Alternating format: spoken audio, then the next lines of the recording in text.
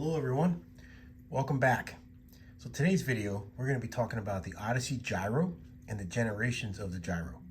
So the Odyssey Gyro was invented by Brian Scura and was first introduced into the market at late 1986. It became standard equipment on many of the freestyle bikes starting in 1987, including the famous Haro Sport, Haro Master, and of course the GT Freestyle lineup from the Performer through the Pro Freestyle Tour team model. Rumor has it that GT even bought the first production batches of the G1 Gyro to prevent Haro and other companies from getting them for about first, 2 maybe years. I don't think that worked out very well, but let me know your thoughts in the comments section below. Remember, I'm not a Haro guy, so don't pull my head back and yank out a Pez. So there are basically 4 generations of the Odyssey Gyro. And that might surprise you, but we're going to shed some light on those details today. So gyro is pretty much like any detangler, like a rotor, unique because in this design there are split cables, which you see here. This is the upper cable, and when this is activated by your brake lever, it pulls simultaneously in a split and yanks both cables up at the same time. So that allows the detangler to lift, and as you can see, these 2 cups pressed together with ball bearings, they're independent of each other, those 2 cups, so they can spin in any direction at any time. So basically, the upper side of this detangler follows your stem, and the lower side follows the head tube, or stays stationary. It's really a genius design. So hats off to Brian for this. I believe he made some royalties on it, selling it to Odyssey. Again, you guys can comment about that down below. So moving forward, the gyro, this generation, G1, was used from 1986 to about 1994. And it's for 1-inch head tubes, steer tubes.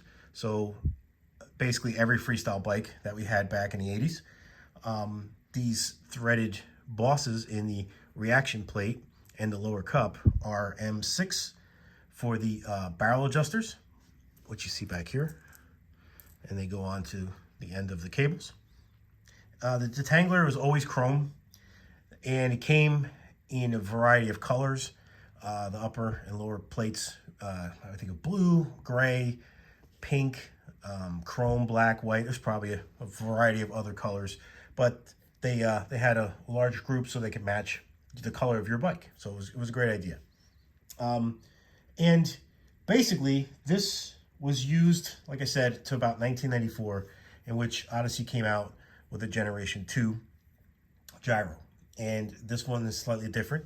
The cup is shorter, so it's not as tall. The bosses are all closed in, and these threads are larger now, so they're M7. And the reason for that is that the balls on the end of the cables for G2 are smaller, so they actually pass through the hole and then get the barrel adjusters get threaded in. So that's a good point. So remember that, because if you're buying cables, make sure that when you buy cables for your Generation 1, you get Generation 1 cables, or if you have a G2, you get Generation 2 cables, and so on and so forth.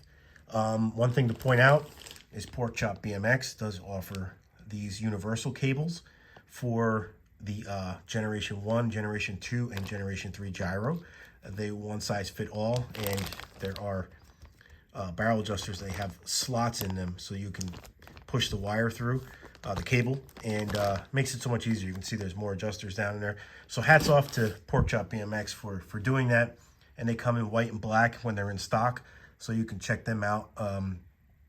And they'll work, like I said, for all the generations. So that's a cool thing. Okay, so the G2 also, like the G1, had a silk screen printed logo for the gyro. You'll see here this is reconditioned, and this is powder coated white, and there's a sticker that's on there, kind of looks hokey. This is silk screen. This is an NOS gyro, and the color is a little off white. I don't know if you could catch it on camera, but it's not as pretty as the powder coated white, but that's the actual color they were. They weren't like super bright white, so kind of interesting.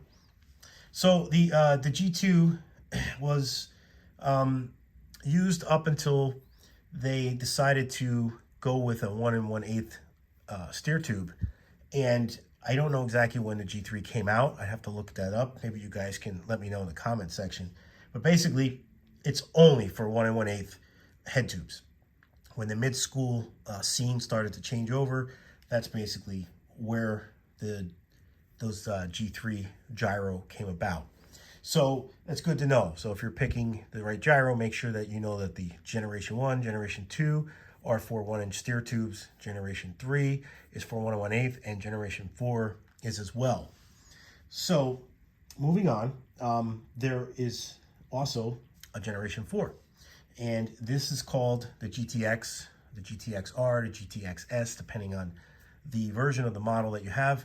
And that gyro either comes as a kit. It is for 1 1/8 integrated headsets for new school bikes. And a lot of those bikes, they hardly even run brakes, so there's really no point in a gyro. But if you had a new 20-inch GT or a 26-inch GT, and you wanted to throw a gyro on, you would need this particular gyro or something similar to it. So Generation 4, the Detangler is normally just black. It is a fluoromastic sealed ball bearing.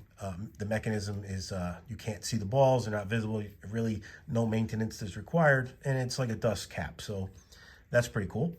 You also need the gyro tabs, so your head tube has to be drilled and tapped to accept those gyro tabs, and of course then the upper reaction plate as well. So like I said, you can buy it in a kit, it comes with everything, or you can buy individual parts, but that's Generation 4. So that's pretty much the entire story of the generations of the gyros and what they were used for. So if anybody's got any questions or comments, or I may have left something out, please leave them below and I'll get to them.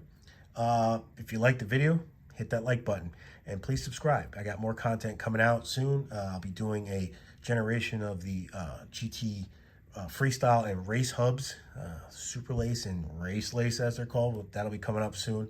So stay tuned for more videos. All right. Okay, one other thing I want to point out on the Generation 2 Detangler, there is a chamfer on this edge right here. So this will be chamfered downward, like towards the other part. I don't know exactly what that was for. Maybe to help you get, slide the cable in. That's my only thought. So that's one thing I did want to point out. That's a great giveaway that you have a Generation 2 gyro, or possibly just a Detangler mixed in with a Generation 1, because they are kind of interchangeable. But if they're flat like this, or they're straight, I mean, then it's definitely G1. So just a quick thing to point out there.